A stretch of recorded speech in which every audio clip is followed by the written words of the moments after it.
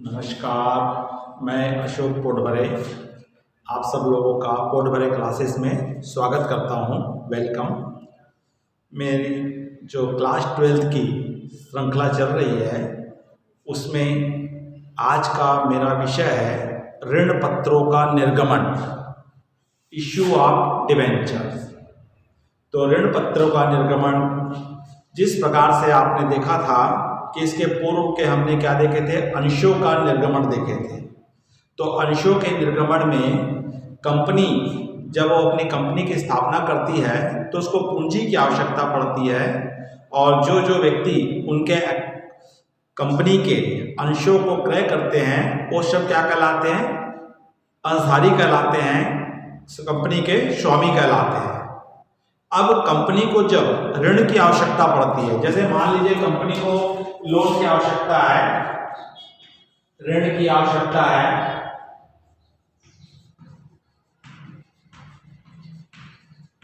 Company को 10 लाख रुपए loan चाहिए।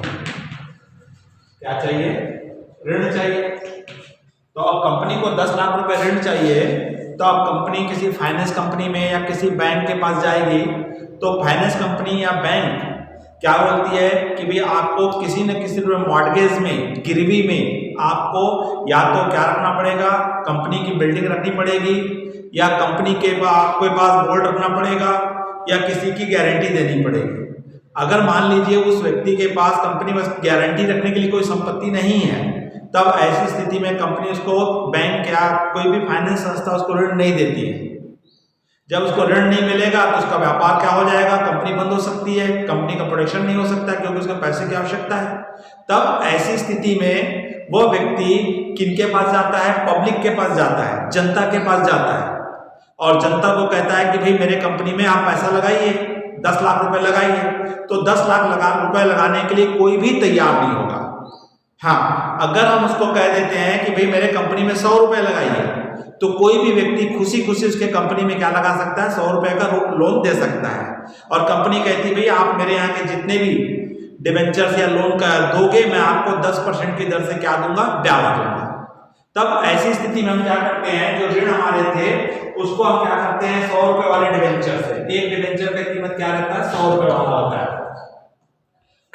तो हमने क्या किए, 10,000 हमारे 10 लाख रुपए इसको चाहिए था, तो 10 रुपए वाले डिबेंचर से भाग दे दीजिएगा, कितने हो गए, 10,000 ऋण पर। ये क्या कहलाएंगे, जो छोटे छोटे टुकड़ों में बढ़ गया लोन जो था वो किसमें बढ़ गया है, ऋण पत्रों में बढ़ गया। तो कितने ऋण पत्र इशू कर रहा है, 10,000 ऋण पत्र इशू कर रहा है, और एक हमारा ऋण पत्र कितने का, 100 रुपए का। तो इस तरह से हमने 10 लाख रुपए पब्लिक से मांग रहे हैं, और कंपनी उनको कही है कि भाई हम आपको 8%, 10%, 12% क्या देंगे, ब्याज देंगे। तब ऐसी स्थिति में इसके सामने हम क्या लिख देते, 10% वाले ऋण पर, 10% वाले ऋण पर। तो इसका मतलब यह है कि जब कोई भी व्यक्ति इस कंपनी के जितने भी ऋण पत्र खरीदा है उस ऋण पत्रों को हम 100 से गुणा करें। जैसे मान लीजिए मेरे यहाँ से कोई कंपनी हमने थे, सामने वाले व्यक्ति को हमने इशू किए, एक व्यक्ति था, कितने अंश खरीदा है, 100 डिबेंचर खरीदा है। तो 100 डिबेंचर को 100 से इंटू करोगे तो इसके पास कितने रुपए के डिबेंचर है, 10,000 रुपए के डिबेंचर। 10,000 रुपए पे 10% इसको क्या मिलेगा, ब्याज मिलेगा। मतलब 1,000 रुपए जिस व्यक्ति ने इस संस्था के ऋण पत्रों को क्रय किया है, उन ऋण पत्रों के बदले में उसको क्या मिलेगा, ब्याज मिलेगा। और ये ब्याज उसको 1,000 रुपए एक बार में नहीं मिलेगा, 500 रुपए 2 टाइम्स मिलेगा। 6 महीने में आपको कितना मिलेगा, 500 रुपए 6 महीने में आपको 2 डेट डिक्लेयर रहेगी, 6 माह के आड़ में 6 महीने में आपको क्या मिल जाएगा, 500 रुपए क्या मिल जाएगा, ब्याज मिलेगा। तो इस प्रकार अगर आप किसी कंपनी के ऋण पत्र क्रय करते हो तो उन ऋण पत्रों पर कंपनी के द्वारा आपको जितना इसमें लिखा हुआ है ना ऋण पत्र के सामने में, उतना % की दर से आपको क्या मिलेगा, ब्याज मिलेगा। चाहे कंपनी को लाभ हो या हानि हो, इससे आपका कोई लेना देना नहीं। आपको प्रति वर्ष 6 माह में आपको ब्याज आपके अकाउंट में आते रहेगा। तो इस प्रकार से हर व्यक्ति ने, किसी ने 100 लगाया, किसी ने 200 खरीदा, किसी ने 500 खरीदा, तो इस प्रकार कंपनी के पास जनता से कितने रुपए आ गए, 10 लाख रुपए आ गए। तो इस तरह से 10 लाख रुपए को कंपनी क्या करती है, पब्लिक से ली है। अब उसका पैसे का उपयोग वो अपने भविष्य में अपने कंपनी के स्थापना में करती है। तो जिस प्रकार से कंपनी के द्वारा मार्केट में अंश पत्रों को लाया जाता है, ठीक उसी प्रकार कंपनी के द्वारा अपने ऋण पत्रों को भी कहाँ लाया जाता है, मार्केट में लाया जाता है। और उसमें हम दर्शाते हैं कि कंपनी आपको किस रेट से ब्याज देने वाली है, और जो भी व्यक्ति उस कंपनी के ऋण पत्र खरीदना चाहता है तो ऋण पत्रों को क्या कर लेता है, वो क्रय कर लेता है और कंपनी में एक प्रकार से वो इन्वेस्ट करता है, जिसको प्रतिवर्ष क्या मिलता रहेगा, ब्याज मिलता रहेगा। तो अब हमारे यहाँ पे जिस प्रकार अंशों के दो प्रकार थे, समता अंश, पूर्वाधिकार अंश, उसी प्रकार ऋण पत्रों के भी हमारे प्रकार है। तो ऋण पत्रों के कौन कौन से प्रकार है, तो हम ऋण पत्रों के प्रकार देखते हैं। तो ऋण पत्रों में एक हमारा होता है यहाँ पे रजिस्टर्ड ऋण पत्र बोलते हैं इसको, रजिस्टर्ड ऋण पत्र। तो रजिस्टर्ड ऋण पत्र का मतलब होता है कि आपने ऋण पत्र परचेस किए हो तो आपका कंपनी के पास उनके रजिस्टर में आपका नाम लिखा रहेगा, आपने कितने डिबेंचर खरीदे हो, और जिसके व्यक्ति के नाम पे ये डिबेंचर रजिस्टर्ड है उसी व्यक्ति को कंपनी के द्वारा निर्धारित अवधि में ब्याज दर का भुगतान किया जाता है। एक होते हैं वाहक ऋण पत्र, वाहक ऋण पत्र। तो जो वाहक ऋण पत्र होते हैं, इन ऋण पत्रों में कंपनी के रजिस्टर में इनका नाम नहीं लिखा रहता है, और जब कभी भी कंपनी के द्वारा ब्याज डिक्लेयर किया जाता है तो जो व्यक्ति क्लेम करता है, जो व्यक्ति दावा करता है कि ये ऋण पत्र, इतने ऋण पत्र मेरे नाम पे हैं या मैं रखा हूं, जो दावा करता है उस व्यक्ति को क्या मिलेगा, इसका ब्याज मिलेगा और भविष्य में पैसा भी रिटर्न किसको होगा। तो वाहक ऋण पत्रों का कंपनी के पास कोई रिकॉर्ड नहीं रहता, उनके पास कोई व्यक्ति रिकॉर्ड नहीं रखते हैं, केवल मार्केट में इशू रहते हैं। जो व्यक्ति क्लेम करेगा उस व्यक्ति को उसमें ब्याज क्या होता है, प्राप्त होते रहता है। उसके बाद हमारे आते हैं यहाँ पे सुरक्षित ऋण पत्र।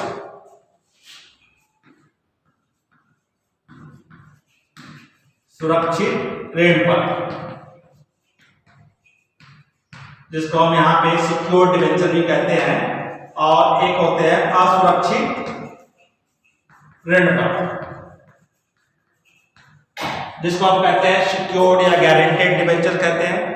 मतलब यहाँ पे जब कब व्यक्ति, सामने वाला व्यक्ति हमारे यहाँ लोन देने के लिए तैयार हो रहा है तो कुछ गारंटी चाहता है, कुछ सुरक्षा चाहता है। तो वही कहता है कि भाई मुझे क्या सुरक्षा है कि आप मेरा पैसा रिटर्न कर दोगे या आप मुझे प्रतिवर्ष निर्धारित दर से ब्याज दोगे। तो कंपनी के द्वारा उन ऋण पत्रधारियों को एक सुरक्षा दिया जाता है कि भाई आप हमारे यहाँ कंपनी के, हमको हमारे कंपनी के ऋण पत्र खरीदिए, हमको लोन दीजिए। अगर किसी कारणवश कंपनी की आर्थिक स्थिति खराब हो जाती है, कंपनी दिवालिया हो जाती है, कंपनी बंद हो जाती है, तो उस कंडीशन में आपका कंपनी के भवन पर या कंपनी के मशीन पर आपका क्या है, अधिकार है, और आपका अधिकार है और आप बेच करके अपना पैसा क्या कर सकते हो, वसूल कर सकते हो। और असुरक्षित ऋण पत्र जिसमें इस प्रकार की कोई गारंटी आपको नहीं दी जाती है, आपने कंपनी के ऋण पत्र खरीदे हो, जब कंपनी बंद होगी, जब सब लोगों का पैसा बांटा जाएगा तो उस समय आम व्यक्तियों को, आम ऋण पत्रधारियों को जो बटेगा तो उसमें आपको पैसा बनेगा, आपका किसी एसेट्स पे, कंपनी पे आपका कोई अधिकार नहीं रहता। एक होता है आपका शोधनी ऋण पत्र।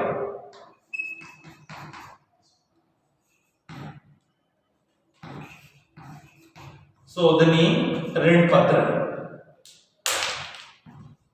और एक होता है अशोधनी ऋण पत्र।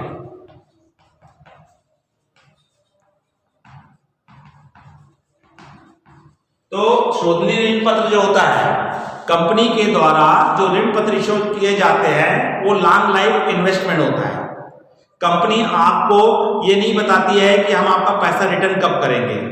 तो हो सकता है आपके मार्केट में कुछ डिबेंचर को खरीदने के लिए तैयार है, आप बेच सकते हो, अन्यथा नहीं तो आपको आपका पैसा उसी कंडीशन में मिलेगा जब कंपनी बंद होगी।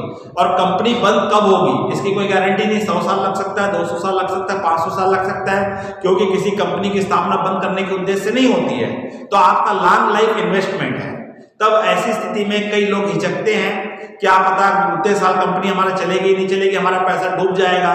तब ऐसी स्थिति में कंपनी जो लाती है शोधनी रिडेम्बल प्रेफरेंशियल शेयर लाती है, तो उन रिडेम्बल डिवेंचर्स लाती है, तो उन डिवेंचरों में एक सुविधा होती है कि अगर आप चाहें तो भविष्य में आप कंपनी आपको आपका पैसा 10 ईयर्स में या 12 ईयर में या 5 साल में आपको आपका कंपनी पैसा वापस कर देगी।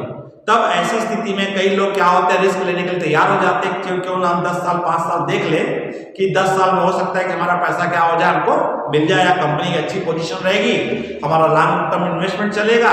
अगर हमारे पास ऑप्शन है, चाहे तो हम अपना पैसा एक निर्धारित अवधि में क्या कर सकते हैं, ले सकते हैं।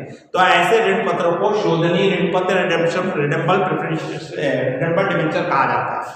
अशोधनीय, जिसका भुगतान आपको जीवन लाइफ में नहीं किया जाएगा, कंपनी की लाइफ खत्म हो जाएगी तभी आपको पेमेंट्स होगा, ऐसे डिवेंचर को हम क्या कहते हैं, अशोधनीय ऋण पत्र कहते हैं। एक आता है परिवर्तनशील ऋण पत्र, परिवर्तनशील ऋण पत्र। तो परिवर्तनशील ऋण पत्र और एक होता है अपरिवर्तनशील, अपरिवर्तनशील ऋण पत्र। तो परिवर्तनशील ऋण पत्र का तात्पर्य होता है, इसको बोलते हैं कन्वर्टेबल डिवेंचर्स। एक्चुअल में कभी भी जो स्टार्टिंग में जब नई नई कंपनी होती है तो उनके ऋण पत्रों को खरीदना अच्छा माना जाता है, क्योंकि कंपनी को स्टेबल होने में, स्थिर होने में 5 से 10 साल 15 साल लग जाते हैं, जब तक आपको अच्छा प्रॉफिट नहीं मिलेगा। लेकिन जैसे जैसे कंपनी स्थापित होते चली जाती है, लाभ उसका बढ़ना चालू हो जाता है, और शेयर होल्डर्स को जो कई सालों से आपको लाभांश नहीं मिल रहा था या कम मात्रा में मिल रहा था, धीरे धीरे वो लाभांश की मात्रा क्या होती है, बढ़ते चली जाती है। लेकिन ऋण पत्रों में आपका स्थिर है, जो आपको आज 1000 ब्याज मिल रहा है, कई सालों तक वही मिलते रहेगा। तब ऐसी स्थिति में इसमें एक ऑप्शन दिया गया है कि अगर आप परिवर्तनशील ऋण पत्र क्रय करते हो किसी कंपनी के, तो उसमें ऑप्शन दिया जाता है कि आप 10 साल के अंदर अगर आप चाहें तो अपने ऋण पत्रों को इक्विटी शेयर में या प्रेफरेंस शेयर में क्या कर सकते हो, परिवर्तन कर सकते हो। तो ऐसे ऋण पत्र क्या कहलाते हैं, यहाँ पे परिवर्तनशील ऋण पत्र कहलाते हैं। और जिनको भविष्य में आप परिवर्तन नहीं कर सकते हो, जिसको भविष्य में चेंज करने का आपको अधिकार नहीं है, उनको हम क्या कहते हैं, यहाँ पे अपरिवर्तनशील ऋण पत्र कहा जाता है, जो साधारण ऋण पत्र हो जाते हैं। तो इस तरह से आपने क्या देखा कि ऋण पत्र क्या होते हैं, कंपनी ऋण पत्र किस प्रकार इश्यू कर रही है और कितने प्रकार के ऋण पत्र होते हैं। तो इसमें एक प्रश्न, थ्योरी का एक प्रश्न आता है कंपलसरी, ऋण पत्र से आप क्या समझते हैं, उसकी परिभाषा बताइए, और ऋण पत्र कितने प्रकार के होते हैं। तो आपको ऋण पत्रों के क्या बताना है, प्रकार बताना है। एक प्रश्न आता है आपका, ऋण पत्र और अंशधारियों में अंतर क्या है। क्या है, 2 अंतर बनते हैं, एक अंशधारी और ऋण पत्रधारी, शेयर होल्डर और डिवेंचर होल्डर के बीच में अंतर, और एक बनता है ऋण पत्र और अंश पत्र में क्या अंतर है। तो ये आपके 3-4 क्वेश्चन थ्योरी के कंपलसरी बनते हैं। और एक चीज मैं बता दूं कि कंपनी जब इश्यू करती है तो 2 इश्यू करती है, एक क्या इश्यू करती है, अंश इश्यू करती है शेयर, एक क्या इश्यू करती है, ऋण पत्र इश्यू करती है। इसके सामने 8% 10% लिखा जाता है डिवेंचर। अब अंश पत्र जो खरीदते हैं वो कहलाते हैं अंशधारी, और जो ऋण पत्र खरीदते हैं वो क्या कहलाते हैं, ऋण पत्रधारी। शेयर होल्डर्स और ये कहलाते हैं डिवेंचर होल्डर्स। और शेयर होल्डर्स को आपको क्या मिलता है, कंपनी देती है, लाभांश देती है, डिविडेंड, और डिवेंचर होल्डर को कंपनी क्या देती है, ब्याज देती है, इंटरेस्ट। और लाभांश होता है वर्ष में एक बार मिलता है, वर्ष में एक बार, जबकि इंटरेस्ट होता है आपको 2 बार मिलेगा, 6-6 महीने में कंपनी क्या करती है, 2 बार देती है। तो इस तरह से आप ऋण पत्र और अंश पत्र में क्या डिफरेंस है, इसी पॉइंट से हमारे क्या बन जाते हैं, अंतर भी आपके बन जाते हैं कि ऋण पत्र और डिबेंचर्स में क्या अंतर है। तो ये तो क्या था, थ्योरेटिकल पोर्शन था। आज थोड़ा प्रैक्टिकल पोर्शन में आते हैं। तो प्रैक्टिकल पोर्शन में आएंगे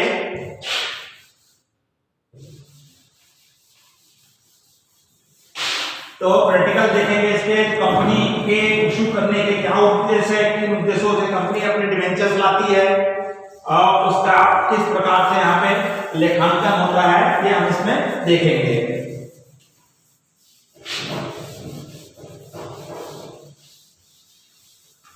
हाँ, तो इस प्रकार आता है ऋण पत्रों के उद्देश्य,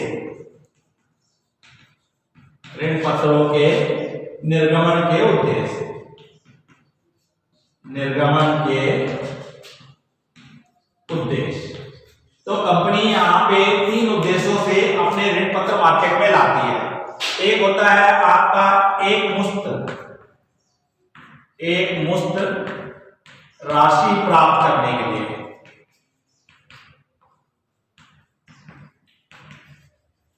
जिसमें हमारा आता है, इसको हम कहते हैं lump some amount receive.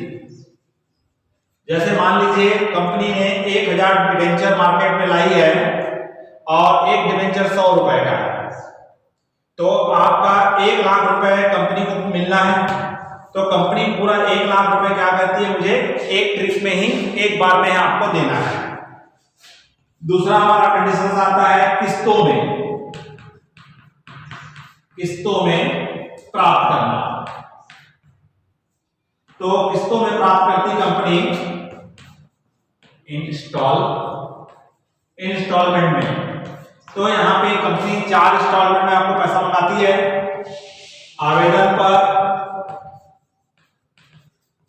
On application, आवंटन पर, ऑन अलॉटमेंट, प्रथम याचना पर,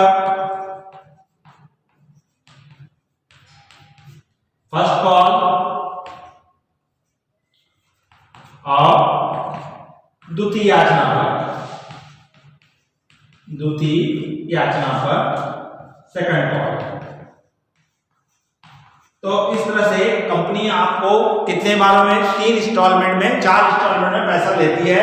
जैसे मान लीजिए डिबेंचर हमारा 1000 डिबेंचर इशू किए, 100 रुपए का है, तो एप्लीकेशन का कितना रुपए है, 30 रुपए एप्लीकेशन में बना रही है, 20 रुपए फर्स्ट कॉल में, अलॉटमेंट में, 30 रुपए फर्स्ट कॉल में, 20 रुपए सेकंड कॉल में। इस तरह से कंपनी आपसे 100 रुपए जो है प्रति अंश एक बार में न लेकर के आपसे क्या लेती है, किस्तों में लेती है, इंस्टॉलमेंट में लेती है। जिस प्रकार से आपने क्या देखे थे, अंश पत्र देखे थे।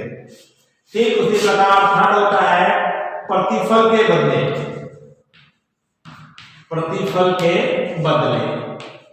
प्रतिफल का बदला मतलब होता है हमारा क्रय मूल्य के बदले, क्रय मूल्य के बदले।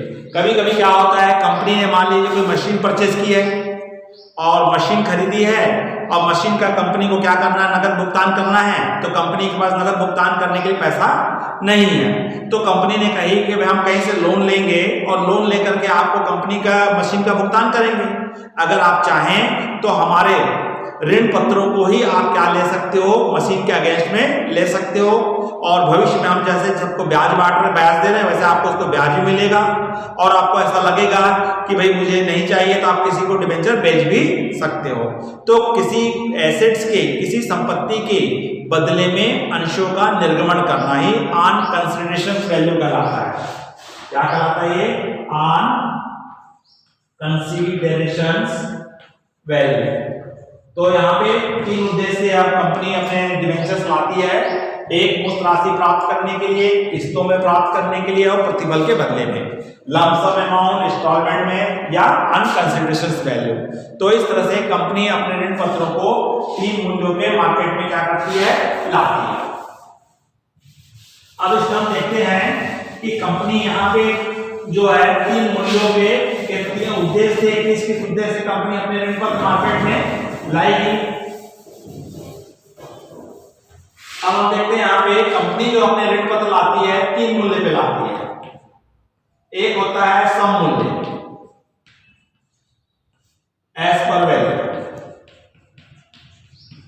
तो मतलब आपका एक डिबेंचर 100 रुपए का है तो कंपनी पब्लिक से भी क्या ले रही है, 100 रुपए ले रही है। दूसरा होता है प्रीमियम पर। कंपनी की स्थिति बहुत अच्छी रहती है, कंपनी अपनी स्थिति का लाभ उठाना चाहती है, वो क्या करती है, प्रीमियम पर। तो 100 रुपए के एक ऋण पत्र है लेकिन उसको 125 रुपए में, 110 रुपए में, 115 रुपए में बेच रही है, 125 रुपए में दे रही है, तो उसको कहा जाता है प्रीमियम पर। और तीसरा होता है बट्टे पर। बट्टे पर ऑन डिस्काउंट। 100 रुपए का ऋण पत्र है लेकिन कंपनी उसको कितने में दे रही है, आपको 90 रुपए में दे रही है।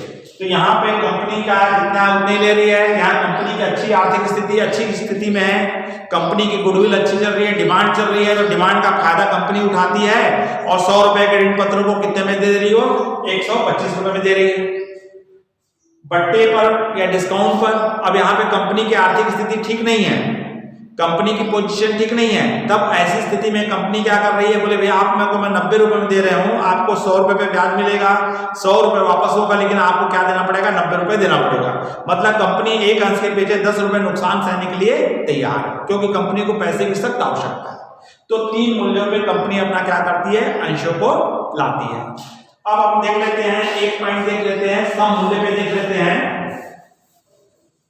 तो हमारी जो एंट्रियां होती है आप सम मूल्य पे और एक मुश्त राशि देख रहे हैं। पहले क्या देख रहे हैं, एक मुश्त राशि में प्राप्त करने का। तो जब एक मुश्त राशि में प्राप्त करेंगे और सम मूल्य पे है, हमें 1000 शेयर है, 100 रुपए का एक शेयर है, मतलब हमको 1 लाख रुपए लेना है और कंपनी एक एंट्री पे मंगा रही है, तो इसकी एंट्री क्या करेगी, तो इसकी एंट्री करती है बैंक अकाउंट दिया टू, वहां पर हम शेयर लिखते थे, यहां पे क्या लिखेंगे, डिबेंचर एप्लीकेशन एंड अलॉटमेंट। और आपको कितना रुपए मिला है, 1 लाख रुपए आपको मिला है। अब इसको हम क्या करते हैं, सेकंड एंट्री ट्रांसफर करते हैं, तो ये एंट्री हो जाएगी debenture application and allotment account दिया टू, वहां पे अपन क्या लिखते थे, शेयर कैपिटल अकाउंट लिखते थे, यहां शेयर कैपिटल अकाउंट नहीं लिखेंगे, टू 10% डिबेंचर्स अकाउंट। या हिंदी में अगर आप बनाते हैं तो आप लिखेंगे बैंक अकाउंट दिया, ऋण पत्र अंश आवेदन और आवंटन लिखे से, आवेदन की राशि एक मुश्त प्राप्त होने पर। दूसरा debenture application and allotment account दिया टू 10% डिबेंचर, आवेदन और आवंटन की राशि को ऋण पत्र खाते में हस्तांतरित करने पर, ट्रांसफर करने पर। तो debenture application and allotment account दिया टू डिबेंचर अकाउंट 1 लाख रुपए। तो इस तरह से आपकी कितनी एंट्री पास होगी, एक मुश्त राशि में मंगाते हो तो आपकी 2 एंट्रियां पास होती है। एक एंट्री होती है प्राप्त होने पर, एक होती है हस्तांतरण करने का। 2 एंट्रियां पास की जाती है। और हमने क्या देखे थे, सम मूल्य पे था। अगर कंपनी प्रीमियम में इश्यू करती है तो कंपनी प्रीमियम में इश्यू करेगी तो 100 रुपए का अंश है, कंपनी आपसे क्या ले रही है, प्लस 25 रुपए एक्स्ट्रा ले रही है, मतलब 125 रुपए ले रही है। तो आपकी जो एंट्रीज आएगी, पहली एंट्री सेम होगी लेकिन आपको पैसा क्या मिलेगा, 125 इंटू 1000, मतलब 1,25,000 रुपए मिलेगा, 1,25,000 विद प्रीमियम मिल रहा है। और इस 1 लाख की राशि को हम क्या करेंगे, ट्रांसफर करेंगे। तो ट्रांसफर करेंगे तो यहाँ पर आ जाएगा शेयर एप्लीकेशन अलॉटमेंट अकाउंट दिया होगा टू डिबेंचर, और यहाँ पे आ जाएगा टू सिक्योरिटी प्रीमियम आ जाएगा, सिक्योरिटी प्रीमियम अकाउंट। ये किसमें इश्यू कर रही है, प्रीमियम में। तो आपको जो पैसा मिल रहा है वो क्या पैसा मिल रहा है आपको, यहाँ पे डिबेंचर का मिल रहा है आपको 1 लाख रुपए, 25,000 रुपए किसका मिल रहा है, प्रीमियम का मिल रहा है। कुल मिलाकर के 1,25,000 रुपए आपको क्या हो रहा है, मिला है, जिसमें से 1 लाख रुपए डिबेंचर का है और 25,000 रुपए क्या है, एक्स्ट्रा है, जिसको यहाँ पे कहा जाता है प्रीमियम में निर्गमन करना। अगर इसी को आपको कह दे कि हमको किस पे निर्गमन कर रहा है, बट्टे पे निर्गमन कर रहा है, तो क्या चेंज हो जाएगा? तो यहां पे हमारे बट्टे पे करेंगे तो यहां पे 1000 और एक शेयर हमारा कितने का है? 100 रुपए का है। सामने वाले ने 10 रुपए कम कर रहा है, मतलब 90 रुपए। तो यहाँ पे किससे इंटू करोगे? 90 रुपए से। तो आपको कितना मिल रहा है? 90,000 रुपए मिल रहा है। तो इसकी एंट्री करोगे तो बैंक अकाउंट दिया, आपके खाते में कितना आया? 90,000 रुपए है। कितना आया? 90,000 रुपए। अब इसमें से आपको क्या हो जाएगा? यहाँ पे एप्लीकेशन, आपको एप्लीकेशन के साथ सामने वाले 90,000 रुपए दिया है, 10,000 रुपए कम दिया है, तो आएगा आपका debenture discount account. Debenture discount account 10,000 rupees. और आपके पास से डिवेंचर कितने का है? 1 लाख का है। तो डिवेंचर अकाउंट आपका पूरा कितना आएगा? 1 लाख रुपए है। कई बार यहां भी चाहे तो आप क्या कर सकते हो, बैंक अकाउंट दिया, ये जो डिस्काउंट अपन यहां लिखे हैं, आप कई क्वेश्चंस में हमको, कई बुकों में हमको वो भी दे देता है, आप वो भी कर सकते हो, दोनों राइट माना जाता है। तो डिस्काउंट आपका यहां पे आ जाता है, आपका डिस्काउंट ऑन डिवेंचर डीआर कर देते हैं, 10,000 में ही शो कर देते हैं। तो इस तरह से आपका एप्लीकेशन के साथ कितना आएगा? यहाँ पे 1 लाख आएगा। और ट्रांसफर भी हमारा क्या करते हैं? 1 लाख। बैंक में 90,000 आएगा और तो 10% डिवेंचर्स में, तो दोनों प्रकार की एंट्रियां पास की जाती है, तो दोनों राइट माना जाता है। तो इस तरह से आप क्या कर सकते हैं? तो लंप सम अमाउंट रिसीव कर सकते हैं। तो बच्चों, मैंने अभी आप लोगों को ऋण पत्र में आपको ये बताया कि ऋण पत्र क्या होते हैं, कैसे इशू किए जाते हैं, किस मूल्य पे इशू किए जाते हैं, कितने प्रकार के होते हैं और लंप सम अमाउंट में क्या एंट्रियां होती है। इसका मैं अगला वीडियो आपको दूंगा, तो उसमें मैं आपको बताऊंगा ऋण पत्रों की राशि का निर्गमन किस्तों में किस प्रकार किया जाता है और एक मुश्तरा और प्रतिफल के बदले में हम किस प्रकार इशू करते हैं, उसको हम नेक्स्ट वीडियो में देखेंगे। तो बच्चों, अगर ये वीडियो आपको अच्छा लगा होगा तो लाइक कीजिए और आप अपने अधिक से अधिक मित्रों को शेयर कीजिए, जिससे अधिक से अधिक लोगों को क्या हो सके? लाभ हो सके।